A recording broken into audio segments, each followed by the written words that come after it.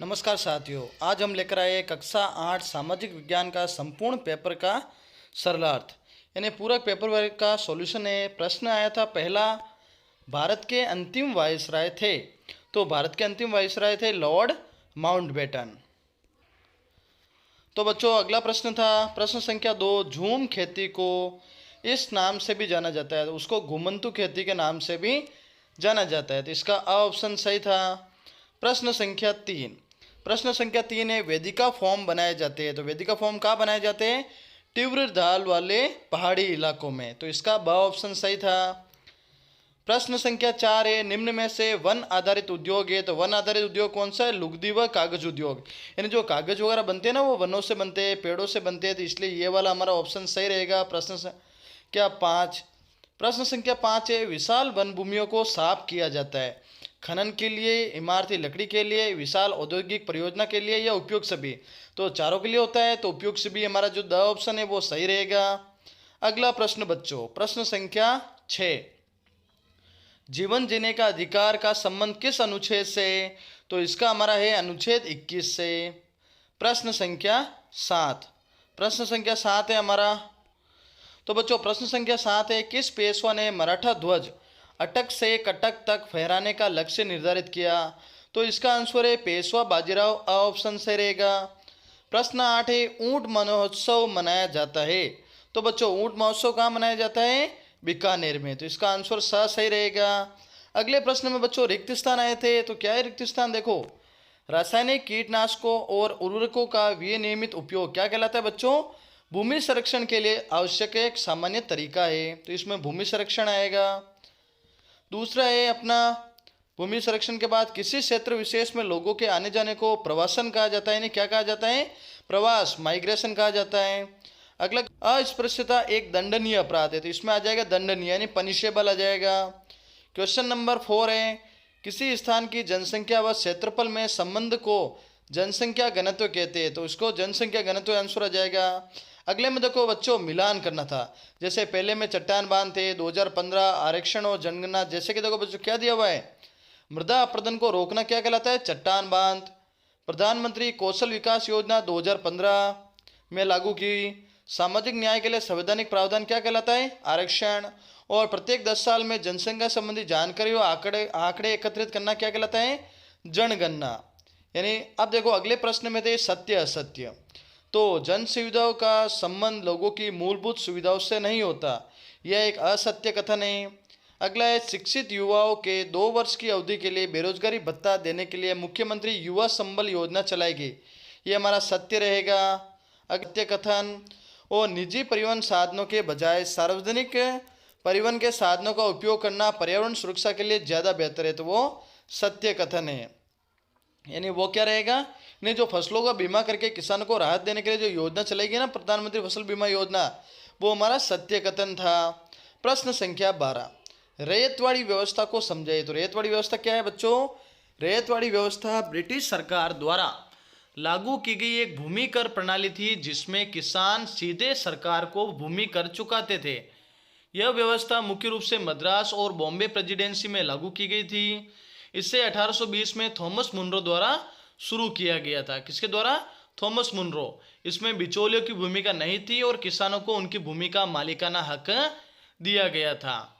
प्रश्न संख्या 13 है बच्चों, ईस्ट इंडिया कंपनी की विलय नीति को समझाइए।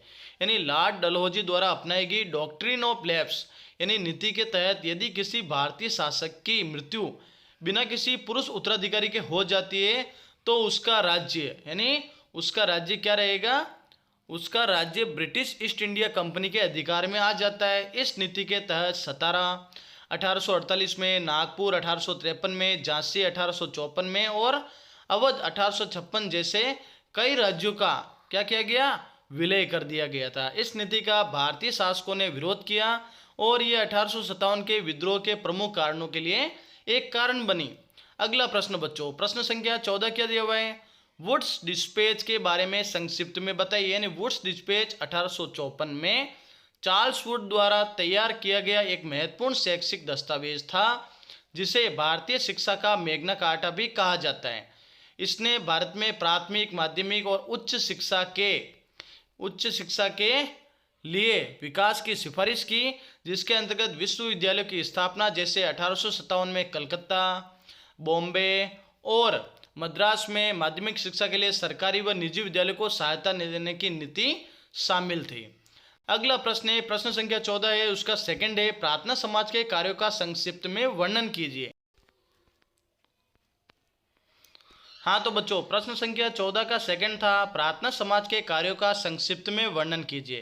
यानी प्रार्थना समाज की स्थापना 1867 में मुंबई में आत्माराम पांडुरंग ने की थी। इसके प्रमुख उद्देश्य सामाजिक सुधार को बढ़ावा देना, जाति प्रथा को समाप्त करना, विधवा विवाह को प्रोत्साहित करना और महिलाओं की शिक्षा को बढ़ावा देना था। इस समाज ने हिंदू धर्म में सुधार लाने और सामाजिक कुरीतियों को समाप्त करने में, यानी उनको समाप्त करने का कार्य किया। अगला देखो प्रश्न, प्रश्न संख्या 15, भूस्खलन को समझाते हुए इसकी न्यूनीकरण क्रिया विधि को समझाइए। तो भूस्खलन एक प्राकृतिक आपदा है जिसमें मिट्टी, चट्टानें और अन्य भू सामग्री ढलानों से नीचे की ओर खिसक जाती है। यह अत्यधिक वर्षा, भूकंप, वनों की कटाई और मानव जनित गतिविधियों के कारण हो सकता है। यानी भूस्खलन में क्या होता है, ये मानव गतिविधियों के कारण होता है। इसकी न्यूनीकरण की जो विधियाँ है, जिसमें हम पहली विधि देखें तो इसकी जो भूस्खलन की क्या है पहली विधि, भूस्खलन एक प्राकृतिक आपदा है, यानी जो इसके कारण होता है मानव जनित गतिविधियों से होता है। तो पहली विधि है वन रोपण, यानी पेड़ों की जड़ों को, मिट्टी को बांध कर रखने में मदद करता है। सिंचाई और जल निकासी प्रणाली, अतिरिक्त पानी के निकास के लिए जल निकासी प्रणाली बनाई जाती है। प्रश्न 3 है, ढलान स्थिरीकरण, यानी चट्टानों और दीवारों का निर्माण करके ढलानों को स्थिर किया जाता है। और सतत निगरानी, संवेदनशील क्षेत्रों में जो कि निगरानी करके समय पर चेतावनी दी जाती है। प्रश्न 16 है, मानव संसाधन क्यों महत्वपूर्ण है, समझाइए। तो मानव संसाधन किसी भी देश की सबसे महत्वपूर्ण पूंजी होती है, क्योंकि यह भौतिक संसाधनों को सही उपयोग करता है। अब इसका हम देखें महत्व, तो पहला है आर्थिक विकास, शिक्षित और कुशल जनसंख्या देश की अर्थव्यवस्था को मजबूत बनाती है। सृजनात्मक और नवाचार में देखें तो मानव संसाधन विज्ञान, तकनीक और अन्य क्षेत्रों को नवाचार को बढ़ावा देते हैं। फिर देखो तीसरा है सामाजिक विकास, इसमें देखें शिक्षित नागरिक समाज को अत्यधिक संगठित और उन्नत बनाते हैं। चौथा है उद्योग और उत्पादन, कुशल श्रमिकों के बिना कोई भी उद्योग या व्यापार सफल नहीं होता है, इसलिए मानव संसाधन का विकास किसी भी राष्ट्र के समग्र विकास के लिए आवश्यक है। अगला प्रश्न है बच्चों, उसका आंसर था, किसी देश या समाज में रहने वाले शिक्षित, कुशल, कार्यशील जनसंख्या से किसी भी राष्ट्र के आर्थिक, सामाजिक और सांस्कृतिक विकास में मानव संसाधन की महत्वपूर्ण भूमिका रहती है। तो मानव संसाधन के जैसे देख सकते हैं, राष्ट्रीय शक्ति एक स्वस्थ, शिक्षित और कुशल जनसंख्या देश की सुरक्षा में प्रकृति में योगदान देती है। मानव संसाधन प्रशिक्षित, जागरूक होंगे, जल, खनिज, कृषि संसाधन का सही ढंग से उपयोग कर सकेंगे, ये सारे इनके महत्व है। प्रश्न संख्या 18, स्वामित्व के आधार पर उद्योगों का वर्गीकरण देखें तो ये 4 भागों में बटा हुआ है। पहला है सार्वजनिक क्षेत्र के उद्योग, ये उद्योग सरकार के स्वामित्व और प्रबंधन में होते हैं। इनका मुख्य उद्देश्य लाभ कमाने के बजाय इन्हें दूसरे क्षेत्रों में देता है। उदाहरण देखें जैसे भारतीय रेलवे, भेल, steel authority of India limited, NTPC, ये सारे रहेंगे। ये उद्योग सरकार के स्वामित्व और प्रबंधन में होते हैं। इनका मुख्य उद्देश्य लाभ कमाने के बजाय समाज के कल्याण और राष्ट्रीय विकास में योगदान देता है। अब देखो निजी क्षेत्र के उद्योग में देखें तो ये व्यक्तिगत व्यक्तियों और निजी कंपनियों के स्वामित्व होते हैं। इनका मुख्य अधिक से अधिक लाभ कमाना होता है। और जैसे टाटा समूह, रिलायंस इंडस्ट्री, इन्फोसिस और विप्रो। 19 से कोई 2 पेय फसलों का वर्णन कीजिए। पेय फसलें कौन सी होती बच्चों? वे फसलें जिनका उपयोग पेय पदार्थ बनाने में किया जाता है। इनका उत्पादन विशेष जलवायु और मिट्टी की आवश्यकता के अनुसार किया जाता है। प्रमुख पेय फसलों में चाय, कॉफ़ी, कोको आदि शामिल है। देखो चाय का हम देखें तो वैज्ञानिक नाम होता है शेमेलिया सिनेसिस। मुख्य उत्पादक देश भारत, चीन, श्रीलंका, केन्या है। और भारत में प्रमुख उत्पादन क्षेत्र असम, पश्चिम बंगाल, तमिलनाडु और केरल है। प्रश्न संख्या 20, स्वतंत्रता का अधिकार व धार्मिक स्वतंत्रता का अधिकार का वर्णन कीजिए। तो देखो बच्चों, भारत के संविधान में नागरिकों को विभिन्न मौलिक अधिकार प्रदान किए गए, जिनमें स्वतंत्रता का अधिकार और धार्मिक स्वतंत्रता का अधिकार प्रमुख है। अब धार्मिक स्वतंत्रता का अधिकार का देखें हम तो धार्मिक स्वतंत्रता का अधिकार, जो स्वतंत्रता का अधिकार है ना, उसके अंतर्गत महत्वपूर्ण है, जिसमें स्वतंत्रता का अधिकार अनुच्छेद 19 से 22 में है। इसमें नागरिकों को स्वतंत्र रूप से जीवन यापन करने, अपनी इच्छाओं के अनुसार कार्य करने की आज़ादी देता है। जबकि धार्मिक स्वतंत्रता का अधिकार अनुच्छेद 25 से 28 तक है, जिसमें देखो बच्चों, नागरिकों को सभी धर्मों को मानने, पालन करने, प्रचार की स्वतंत्रता देता है। अब देखो बच्चों, धर्मनिरपेक्ष अगला प्रश्न था क्यों, यानी भारतीय धर्मनिरपेक्षता अन्य लोकतांत्रिक देशों को कैसे अलग करती है। एक तो है सकारात्मक हस्तक्षेप। भारत सरकार सभी धर्मों को समान मानते हुए धार्मिक मामलों में आवश्यक हस्तक्षेप करती है, जैसे सामाजिक सुधार, सती प्रथा, बाल विवाह पर प्रतिबंध। पश्चिमी देशों जैसे अमेरिका राज्य से बिल्कुल ये अलग है, यानी उनमें नहीं किया जाता। दूसरे, समान दूरी न पूर्ण अलगाव। भारत में राज्य सभी धर्मों को समान अवसर देता है और धार्मिक मामलों में निष्पक्ष रहता है, जबकि पश्चिमी देशों में चर्च और सरकार पूरी तरह से अलग होती है। बहुत सा धार्मिक समाज देखें तो भारत में कई धर्मों का सहअस्तित्व है, इसलिए यह धर्मनिरपेक्षता पाई जाती है। क्या पाई जाती है? और धर्मनिरपेक्षता अनुसार कार्य करती है, जबकि पश्चिमी देशों में ईसाई धर्म प्रमुख होता है। प्रश्न संख्या 22, राजस्थान का सबसे प्राचीन उद्योग हस्तशिल्प उद्योग है, यानी सबसे प्राचीन कौन सा है? हस्तशिल्प उद्योग। इसकी हम स्थिति देखें तो ये उद्योग राजस्थान के विभिन्न शहरों में फैला हुआ है, जैसे जयपुर में ब्लू पोट्री जौहरी कार्य, जोधपुर में लकड़ी का फर्नीचर, बीकानेर में ऊनी वस्त्र और उदयपुर में पेंटिंग संगमरमर की नक्काशी। यह कुटीर उद्योगों के रूप में चलता है और लाखों कारीगरों को रोजगार देता है।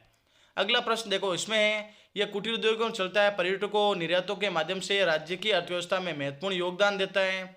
प्रश्न 22 में सूचना के अधिकार से जनता में जागरूकता कैसे बढ़ी? सूचना का अधिकार अधिनियम 2005 नागरिकों को सरकारी कार्यों में पारदर्शिता, जवाबदेही सुनिश्चित करने का अधिकार देता है। सरकारी नीतियों की जानकारी देता है, जिससे जनता को सरकारी योजनाओं, बजट और नीतियों की जानकारी मिलती है। भ्रष्टाचार पर रोक लगाता है, सरकारी विभागों में पारदर्शिता बढ़ी है, जिससे घोटालों का खुलासा हुआ है। न्याय की सुलभता होती है, यानी आम नागरिक सरकारी गलतियों या लापरवाही के खिलाफ शिकायतें कर सकता है। लोकतांत्रिक भागीदारी, नागरिक अब सरकारी कार्यप्रणाली में अधिक जागरूक और सक्रिय भूमिका निभा रहे हैं। फिर देखो बच्चों, इसी के साथ आज का जो हमारा वीडियो कंप्लीट होता है। अगले प्रश्न अगले वीडियो में आपको जल्द से जल्द दिखाए जाएंगे।